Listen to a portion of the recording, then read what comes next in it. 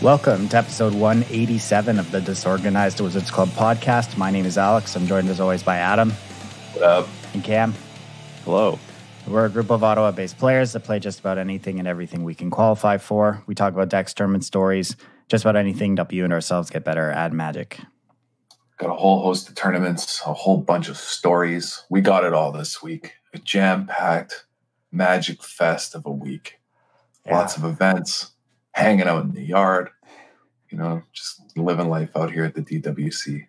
Yeah, man. It was an eventful last week for us. We had a bunch of streams. We had the third DWC Isolational on the Sunday, a release a weekend event for M21. We streamed a bit of Limited during the week. We all got to see each other in person for the first time in months as we had some drinks in my backyard for Canada Day. It was a good past week. How old is Canada Day? 153, I think. Yes. The sesquicentennial was 2 or 3 years ago. Yeah, I think. Yeah, it was a huge deal here, and I just sort of I think we just drank on the porch. We didn't really go out. Yeah. Yeah, I think you're right. I think it's exactly 153 this year. Yeah. Even on normal years, where there isn't, a pandemic running around, I would generally avoid the crowds around Parliament Hill because it's a lot of people from outside of Ottawa, and just downtown gets completely bogged up or bogged down. And it's really annoying to get through, and it's super busy. And we would just hang out on our porch or in a friend's backyard normally. But now that's the only option. So kind of par in the course for my experience with the last few months, in that I continued doing what I would normally do. Just out there doing your thing. Yeah. This one was especially weird for me because I've worked every Canada Day since 2013, I think. It was the first time I've ever had it off. So I wasn't really sure what I was going to do with myself. So I'm just used to working 12, 13-hour days. But it was nice. It was nice to not have to work it this time around, even though with COVID and everything, all we did was hang out in my backyard. It was still a pretty good time. I mean, that's not all we did. We got to see some fireworks from generous neighbors. Yeah. Just sharing their technology with us.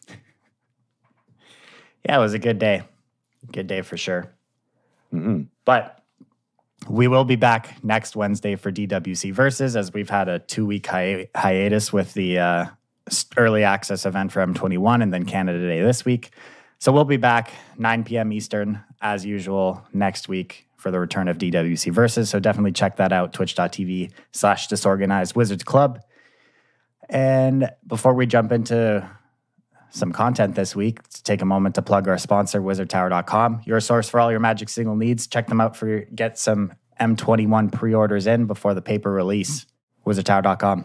I always forget the paper release is a thing that happens later than it releases on Arena. It feels like the set's out. Yeah, it's super weird. They're going to have to fix something about the timings. It feels weird to be so familiar with a set and then go play it on paper for the quote-unquote first time after you've jammed a billion games online with it. Mm-hmm. I much prefer it this way than how they used to do it when the digital release was after the paper release. That seemed much worse. I just think they should be at the same time. It should release on Arena the Friday of the pre-release or something, or maybe probably I Friday. get it, because they probably just want to get as many people playing different cross-platforms, though. From a marketing perspective, it's probably better to have them staggered, just for quote-unquote user engagement, Yeah, plus WotC's only a small indie company, so I don't think they could handle such a large-scale release all on the same weekend, right? Well played. Yeah, that's true. All those tech support tickets coming in from paper pre-releases that they need their IT guys to fix. I guess, actually, I said that jokingly, and then I realized that, those events have to run off Wizards Event Reporter, so they probably do get a lot of questions. Yeah.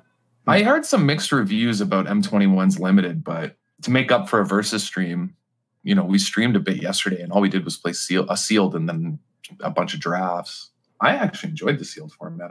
Or the Limited format. I thought it was pretty fun. I thought you could draft towards archetypes fairly clearly, and things felt pretty fun. Yeah, I enjoyed it as well. My immediate impression was a lot of the commons felt a lot more powerful than in previous Limited formats. Well, particularly core sets where the power level is lower generally, I think, in Limited. And it did not feel this way. I agree. Yeah. I mean, if we look back at M20, the previous core set, we did a limited episode on this, and we explained how, because they're core set cards, they're kind of weaker. And so good decks are the ones that can exploit sort of synergies between pairs of cards. And there's various different pairs that did it, but you kind of had to combine cards.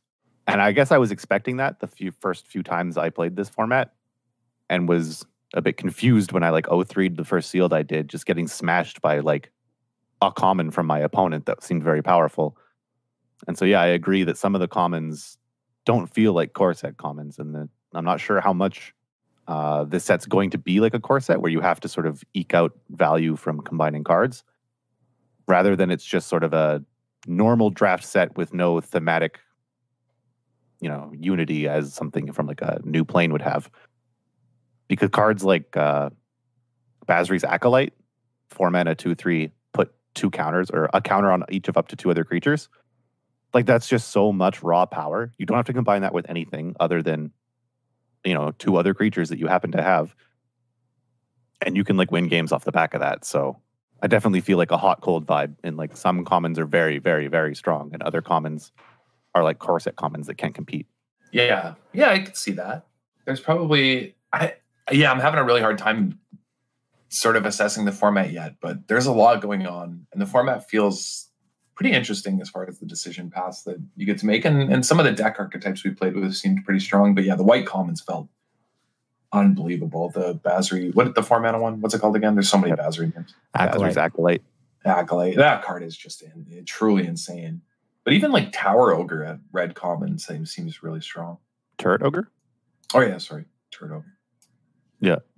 It's a bunch of just strong commons. Yeah. Someone in our Twitch chat yesterday pointed out wins the surprised reach award for the set. All day people were forgetting it had reach. We kept forgetting that our own Turret Ogres had reach, and wondering why our opponent wasn't attacking with flyers. Yeah, that's good. Yeah. But you just don't, I mean, it's a red ogre. I don't know. I guess pretty tall. Can swing the club pretty high. It's on the tower though, right? Birds can't fly over towers. It's on the turret. That's why they run into like skyscraper windows. Okay, and the story makes complete sense now.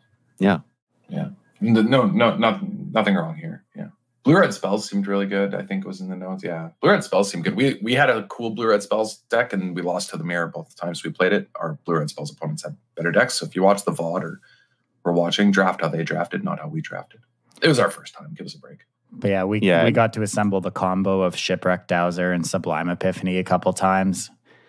Yeah, that was something else, though. That our opponents didn't have that, and if we had, and in the times we had that, it wasn't close. We did play a mirror. We played the mirror 3 times actually. And we did beat the mirror with the combo, I think, right? Yeah, each time we assembled it, our opponents pretty much conceded immediately. Which I mean, yeah, you would. It's kind of unbeatable, but. Yeah, it's definitely one of the more unbeatable combos in the limited format. I mean, it's a rare and an uncommon together, so it's not the end of the world that they are that powerful together as a grouping. But was it something else? And it's awkward to set up. And it's 6 mana. Mm-hmm. Yeah. But yeah, so far, I don't know. It feels like obviously the format is still kind of in its infancy. People are still sort of figuring out which cards should be included in archetypes, which cards are better to pass on. For instance, right now, I think I'd be happy to play a Spined Megalodon, the 7 mana shark. It's a 5/7 with hexproof and scries when it attacks. Because a lot of people's decks they don't have removal or an answer for it, and they're not maybe as efficient as they will be once people figure out the archetypes. And so you kind of have time to play a 7-drop. Like every time it's been played against me, it kills me. You guys had one yesterday, and every time you played it, you just attacked and won with it. But it could be that, the format speeds up because you were comparing your blue-red deck to an opponent's blue-red deck, and our blue-red deck, or your guys's, which we kind of pivoted into late, had a lot of removal, and it had a Spine Megalodon, and it sort of had more expensive creatures and played kind of like a controlling blue-red. But I feel like once people learn how the blue-red spelled deck should look and don't go into it unless they have the 3-drop prowess creatures and goblin wizardries, then it's probably going to be able to kill before a Spine Megalodon matters. Yeah, that makes sense. That card actually, by the way, was really, really unbeatable. It felt like. Yeah. It's definitely very strong. It's just at risk of being too slow, and I'm curious if the format will ever get there, or if it's actually just a good card. Yeah, it might also just be good in something like green-blue. That's an archetype we didn't play. That's always been a tricky archetype in Limited as well. It's going to depend on how many cultivates you get and how greedy you can be with ramping. Green-blue's tough to pull off. I'm going to try it in a draft soon here. So, but yeah, that's kind of how I feel about the format so far, having played it a bit and watched it, is that everyone has a general sense of what the archetypes are and are now just trying to fine-tune which cards should occur in those archetypes. And it comes down to things like just checking your assumptions about cards from other formats. For instance, we were shocked that skeleton archers kept wheeling in drafts we were doing. I don't think we ever did a black draft, so we weren't taking them, but no one else seemed to be taking skeleton archer either. And maybe that's just someone missing some interaction with it that they'll learn later, or maybe there aren't as many valuable 1 toughness creatures in this format as there was last time skeleton archer was around. And so things like that just kind of have to be ironed out in the format. Yeah, I feel like last time we had Skeleton Archer in the core set limited format, that it was a pretty high pick black common last time around, and it just did not seem to be the case in the drafts we were doing. So I wonder if that's just a feature of people undervaluing it, or if it's actually just not that good. But I'm trying to remember.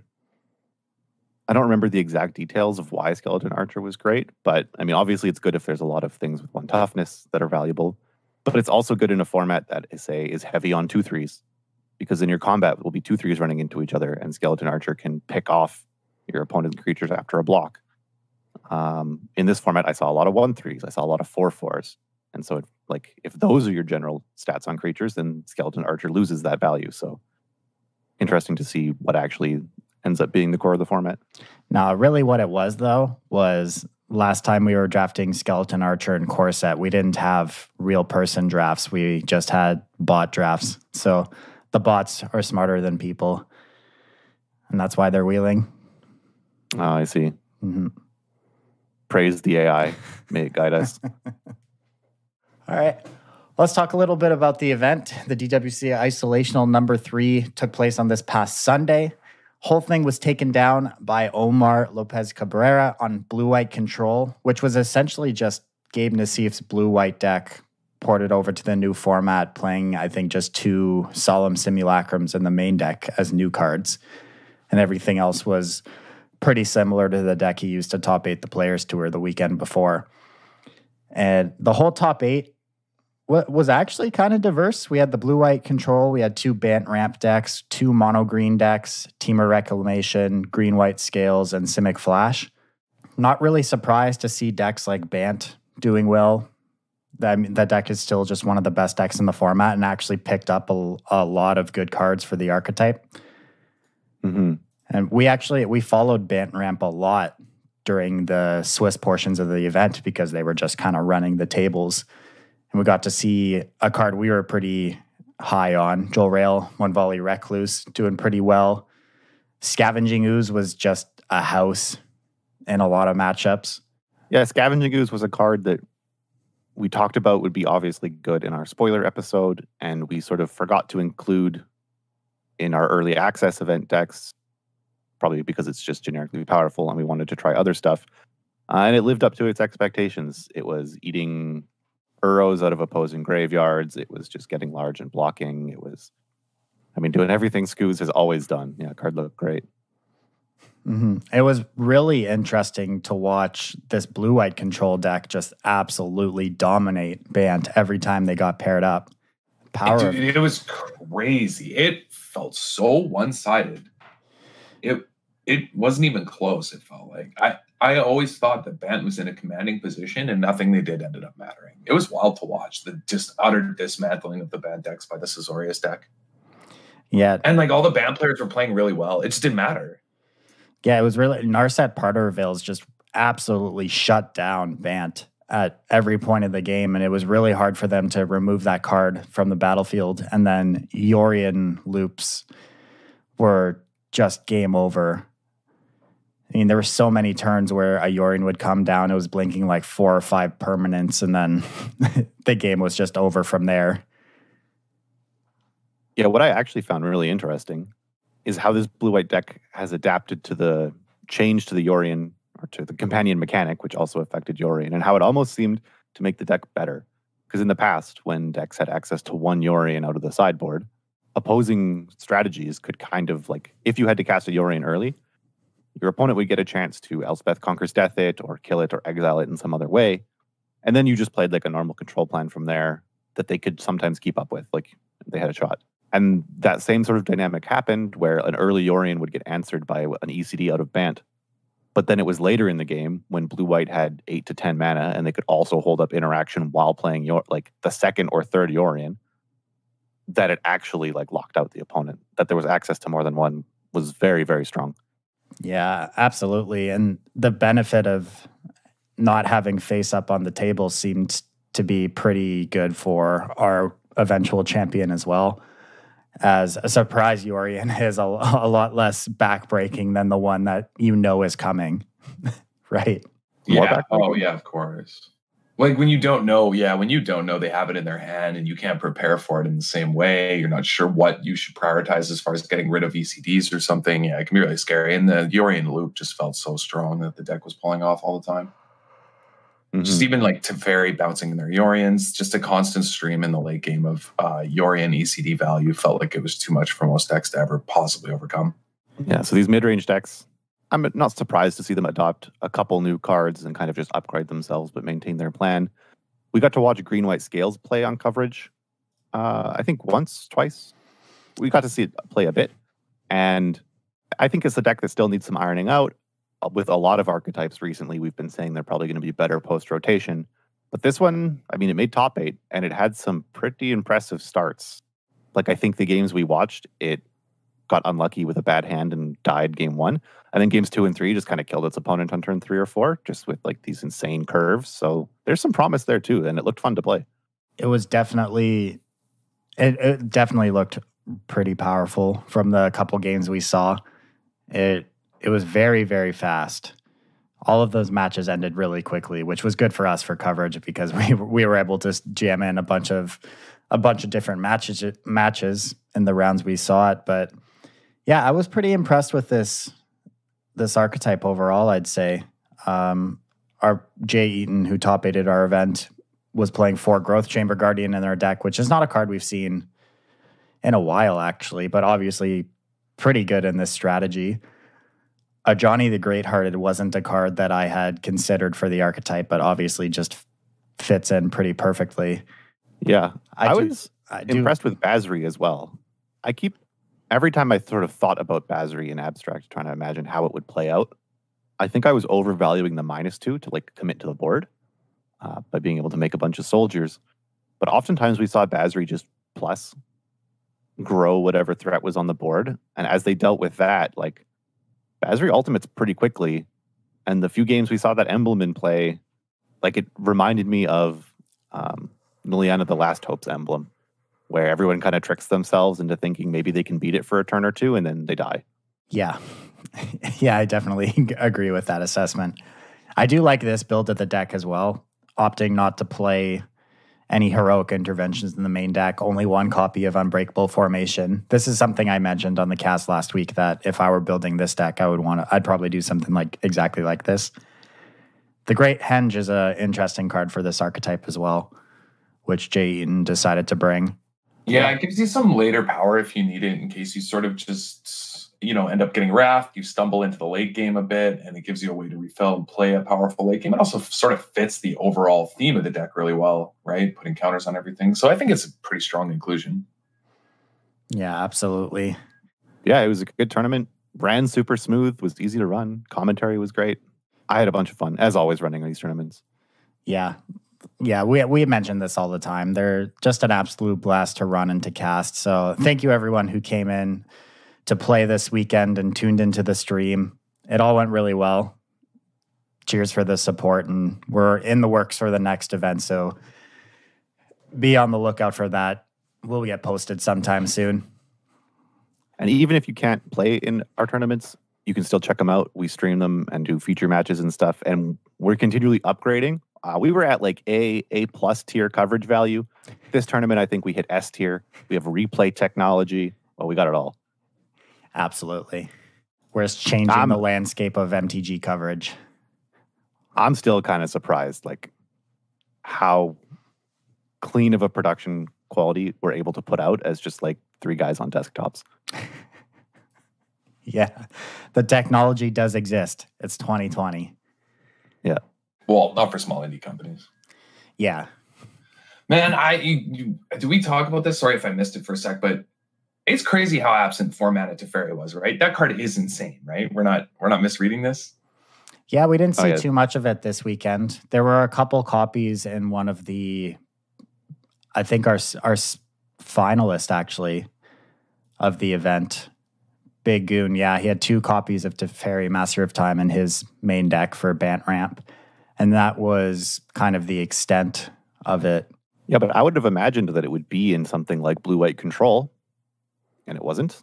Yeah, like we were really high on that card during our testing in the early access, and it seemed very strong, and yeah, somewhat missing from this event.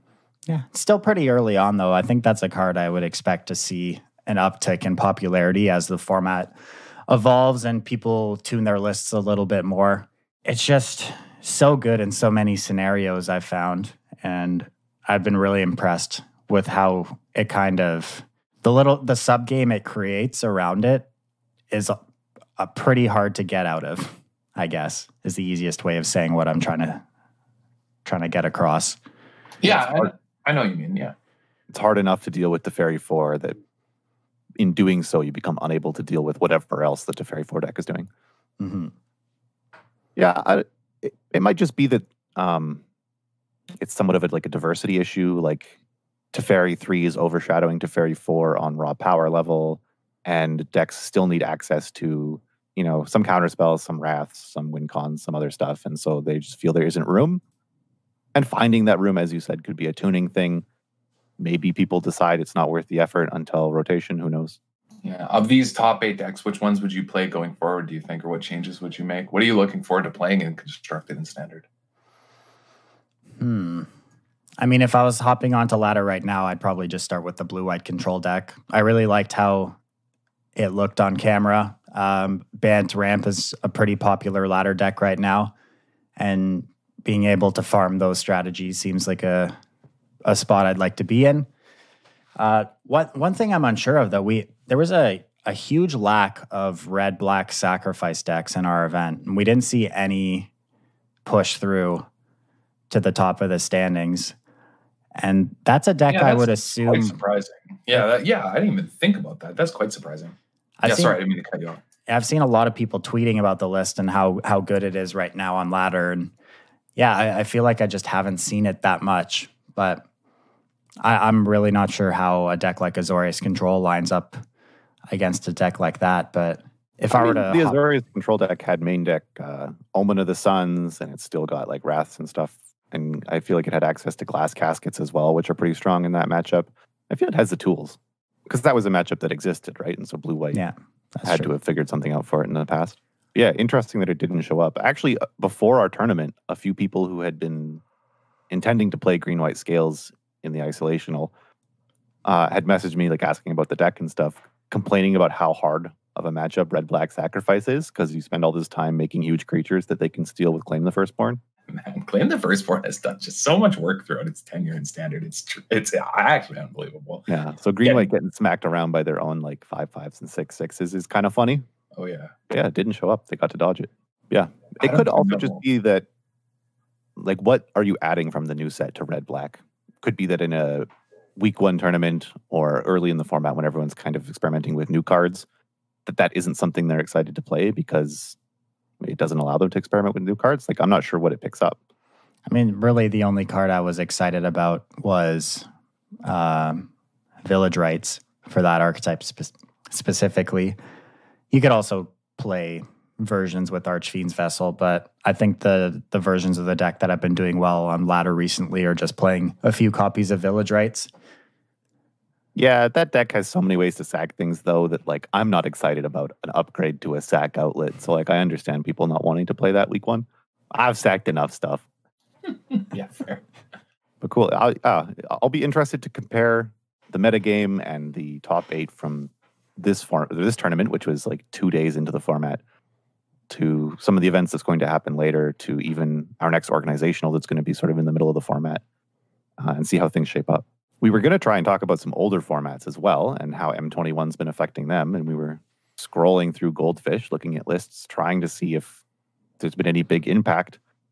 And I think we found one copy of Eliminate and like a copy or two of Solemn Simulacrum and some Pioneer decks. But so far, it seems like the new format hasn't really made waves. Or if it has, they haven't shown up in deck list aggregating sites. Yeah, I mean, it's still early. I'm sure people are still playing with brews as well. It's so early. It just feels so late because we're involved in like the streamer early access. You know what I mean? I'm sure given time, things will go crazy. Yeah, I'm ready for the next set. Where are we going? Zendikar? Bring it on. Ready for it already. Yeah, give me spoiler season. Jeez, he's hooked. He's absolutely hooked. Yeah, jeez. Like at some point, isn't just the ideal Magic world where we still do a weekly podcast and every episode is a spoiler season top 10 episode for the next set? I don't know how it gets better than that. Easy content. Yeah, it's true. They'd just be doing the work for us. Yeah. No brews are good or bad. They're all just brews because you don't have time to make them good or bad. You just need a deck to play for 4 days and then there's a new set. What could go wrong? Yeah, exactly. People would love it. It's not like the best games are the ones where nothing has changed in hundreds of years, like chess or poker or... No. Constant new content, please. But yeah, I guess something that has sort of been a theme through recent standards and is continuing in this standard, at least based on what we've seen recently, are that, and I joked about this on stream as well, control decks nowadays are sort of tap out control decks. In the past, that was rare. When someone said a control deck, they meant something with,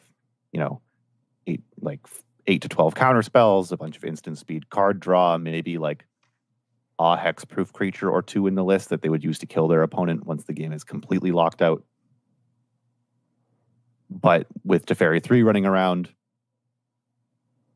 sort of making it so that counter spells are not necessarily playable unless they're incredibly efficient, control decks became more sorcery speed based, playing things like Elspeth Conquers Death. They became more planeswalker based, which are, sorcery speed answers, which earned them the name tap out control.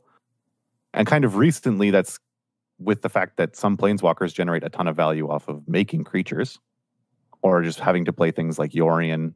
These tap out control decks have their win con is creatures. Like they're the control decks of the format, but they're playing towards the board. And yet at the same time, they're including things like Shatter the Sky and various wrath effects, which kind of run counter to trying to win with creatures. Like the Bant Ramp lists that we've seen recently are winning with Nissa lands, but they also have Shatter in their deck, which, will kill your own Nissa lands. So if you're going to pick up one of these decks, we wanted to talk a bit about what it's like to play with a deck that has creatures and wraths and how you can maximize wraths in a creature deck, kind of taking some notes from Limited, where every deck is a creature deck, but also sometimes they have wraths. Yeah, okay. I think this is like a really accurate description of the shifts from control that have happened over the years. Yeah, absolutely. I think that's something to, first off, as a player, if you've been playing for a long time or other formats, used to other formats, you have to consider wraths, I think, in a different perspective, the way Cam's highlighting here, given the sort of descriptive reality of the way the decks function. Wraths just operate differently now. You have to think and play about them differently than sort of the typical old school control decks would operate in. Yeah. This is a really first understanding of playing something like the Bant decks.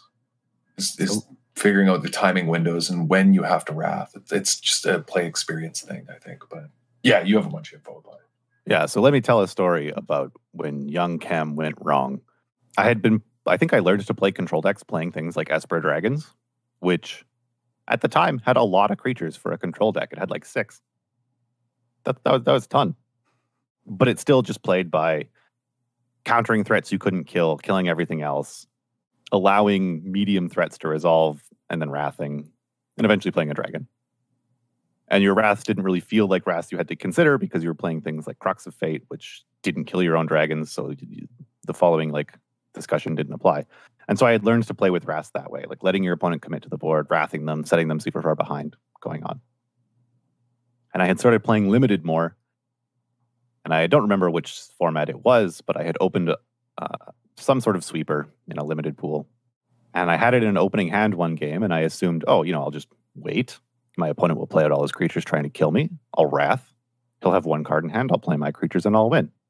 And so I played like a 2-drop, and then I did nothing on 3, and I did nothing on 4. During which time my opponent had played a 2-drop and a 3-drop that was bigger than my 2-drop. And being not a terrible player, my opponent realized that I was doing nothing for a reason and just didn't commit more to the board. They just kept attacking me with this 3-drop, which I didn't want to chump with my 2-drop because, you just don't generally want to chump. So I was just letting this thing hit me, as all good control players do, using their life total as a resource. And my opponent just never committed more. And eventually my life got low enough that I had to Wrath these like 2 creatures on board. And then my opponent played more creatures, and then I played more creatures. And like, I ended up losing because I was at such a low life total that I couldn't line up my blocks how I would like. And so the point is that when you're both playing creature decks, like good players won't just commit into a Wrath. Like they will establish a winning board presence that's slightly better than yours, and they will just continue to use that to win the game until something changes. So trying to play, like, do this very greedy play of hoping that you just get to Wrath your whole opponent, like, doesn't work against people who understand what's going on. And so you need to use your Wraths differently in these scenarios. Absolutely, yeah. And this is something that if you go back and watch the VOD, or perhaps we can get the video edited up on YouTube and you can kind of follow along. If you watch the games where Omar played in the tournament this weekend under our coverage, this is something that Omar seemed to understand perfectly playing blue-white. This was kind of what made us think of the example, right? Yeah, there was a few examples where we just assumed that the turn was going to be Shatter the Sky pass, or like plus Teferi Shatter the Sky on your opponent's turn, which is even better because Omar had like a single 0-4 wall in play against like an impressive board from his opponents. But he actually didn't. I don't think he cast a single Wrath that game, despite there being tons of opportunities where we kept suggesting that we thought he would. He instead just played a Planeswalker and bounced a creature, or played a Yorion and flickered like one thing to exile another creature and the Yorion could block, or played another Birth of Melodis and made another wall. And eventually, through these sort of 1-for-1 answers, Elspeth Conquers Death, Planeswalkers answering things, ended up being in a position where Yorion could pressure his opponent, like, or making shark tokens to block things in combat. Like, through these sort of small interactions, eventually ended up winning the board and won the game with those resources. And the Wrath was in his hand the entire time, never needed. And so that, yeah, as Adam said, emphasizes an understanding of how you need to play with Wraths in these positions, which is the following: that they're not sort of something that you need to be working towards as a plan A in order to generate a lot of card advantage with them. Instead, they're kind of included as safety nets, which are only used if things go really wrong and you need to reset the board. The first plan in these strategies is to just win the board yourself, because A, if you win the board, then you can just use those, like, you can use that success to win the game because you have a better board advantage, you can press damage, your opponent has bad blocks, whatever. You just play a normal game of Magic as if you don't have a Wrath. And if you win that, great. But because you do have a Wrath, if you lose the board, you don't lose the game, you get to reset the board. And so it's there as a safety net. Like, if things go wrong, you use it to reset, and then you try and win the board again. If you try and use your Wrath first, you still have to win the board after the Wrath, but now you don't have something to save you if you lose the board. So that's why we see people sort of prioritizing things differently. Yeah, this makes tons of sense to me. And this is, yeah, it's just I think it's just an interesting topic of consideration for a lot of people who might have played Wraths in a different way, and approach cards as, what they ought to be doing as opposed to, how they function within that specific deck and that specific framework. And this is a really good example of the way in which we need to sort of adapt even how you evaluate a card based on the condition, it exists in within its deck and within its gameplay. And this is just a wonderfully sort of like specific example of thinking through your deck like that and how it should affect your play. So I think this is like a really helpful topic for thinking about, the strategy of the game itself. What are these cards doing in your deck? Why are you casting them when you're casting them? And, and Wraths and Standard are just pretty diverse compared to how they used to play out. And it does feel kind of weird. You like a 4-mana Wrath is something that we haven't had for a long time. It's an incredibly powerful effect. You have one of them in your hand and you're like, all right, I'm going to turn my lands into creatures that die to this Wrath with my Nissa. Like, it seems strange. Like, I want to cast this Wrath. I'm also going to open myself up to getting Stone Rained by my own card. But the point is that because you're using it as a safety net, if you lose the board, you're only going to cast it if all of these resources you've committed have already traded or been answered by something else. Like, when you do cast it, you're not going to be wrathing yourself for a ton because you're going to be wrathing on a board that you're behind on, which means you don't have much on the board anymore. Yeah, of course, exactly. Yeah, this makes tons of sense. So another kind of minor point to that, and this one I think applies more in Limited, where even as we were talking earlier about M21, there's bigger swings of card quality that you'll find on the table in Limited games than in Standard, where power levels are pretty consistent throughout decks and formats. So this applies a bit more in Limited, but playing creatures to the board while you have a Wrath in hand kind of turns those creatures into removal spells, sorta. Like, the idea is that, as in my previous example, if I don't play creatures, my opponent doesn't have to play creatures. They just get to win with whatever extra creature they have in play over me. So my Wrath doesn't kill anything other than what they've already committed. But if I play more to the board, my opponent has to play more to the board in order to get past whatever I've played. And so my Wrath now gets to kill that creature that they've played. And since if your opponent wants to win, they have to generate a board state that's better than yours, each sort of medium to okay creature that I play demands a medium or better creature from my opponent that my Wrath now gets to kill. So in a way, I can think of my Wrath as killing the first two creatures that they played, and my creatures as being removal spells for the creatures that they had to play to keep up. Yeah, that's a good way of thinking about it in the current Standard setup for sure. I agree. Yeah, absolutely. I think this is really good advice for navigating these otherwise like strange bent decks where, you're playing your Nissa who shakes the world plus Wrath, Yeah. And I mean, so like no promises that this always goes correctly. Sometimes like you play this way, you lose the board, you have to Wrath. Your opponent draws like the best creature in their deck next, and you top deck a land or something. Like, obviously you can still lose playing this way. But it maximizes your chance of being able to win the game or to being able to draw out of it, because you get two chances at winning the board and your opponent only gets sort of one. Yeah, makes sense. Yeah, and I guess that's probably why you see, maybe if people haven't expressed it explicitly, I think you can sort of see people understanding this in the way they've built decks in the current Standard. For instance, these Bant Ramp decks, I think they're only playing like 2 Shatter. We can double check that quickly. Yeah.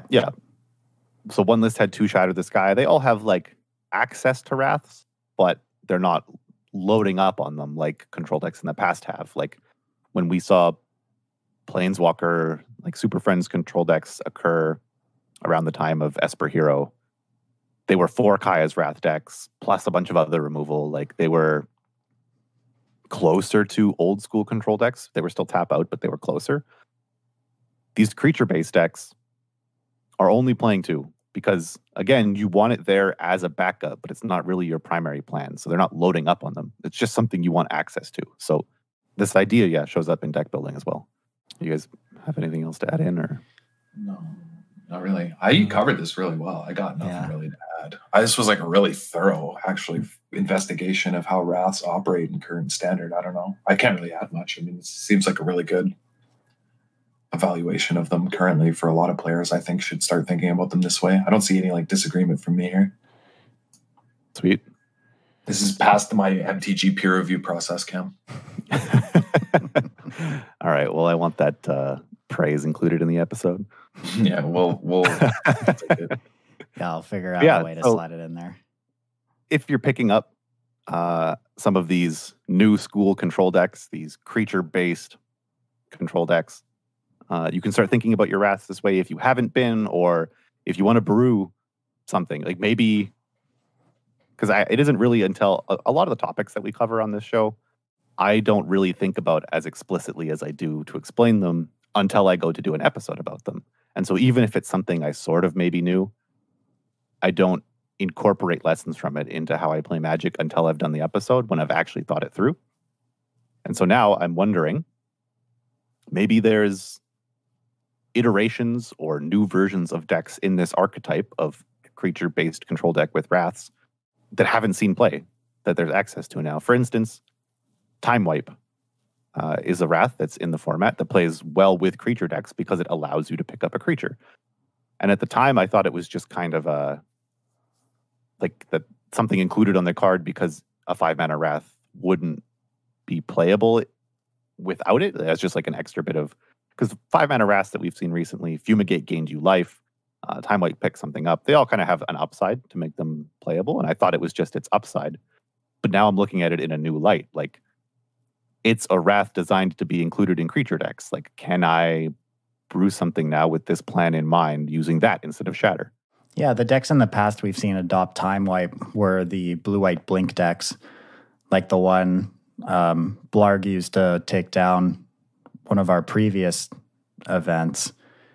That card really shined in the blue-white blink strategy, as there's, cards like Deputy of Detention that when you had a creature underneath, it was perfect to just pick that thing up, put the creature back into play for your opponent, and then the Time Wipe resolves, right? So different utility for a Wrath like that, where, yeah, in the past we would never see creature decks playing Wraths. But that's just kind of the nature of how these decks look right in this standard format, because it's always been a bit of a meme, like you don't play mana ramp creatures with Wrath decks. But our ramp deck here doesn't take advantage of mana ramp creatures per se, outside of Uro. But Uro ends up in the graveyard when you use it to ramp, so it's not as much of a downside to play them together. It's actually actively good. And these decks, like you already alluded to, they play out more like a blue-white control deck that splashes green cards for ramp and some late-game power, which is different than, traditional control decks that we've seen in the past. It's kind of an amalgamation of two different archetypes, which really allows them to fully take advantage of their 4-mana Wraths. Yeah, I'm just wondering if you can push it even more towards like a mid-range creature type strategy.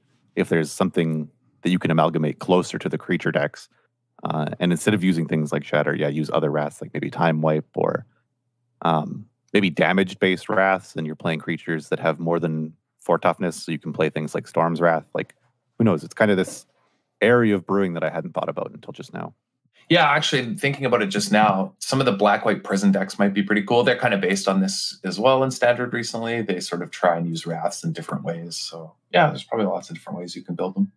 All right, so before we wrap things up this week, we debuted our brand new logo on stream this past weekend.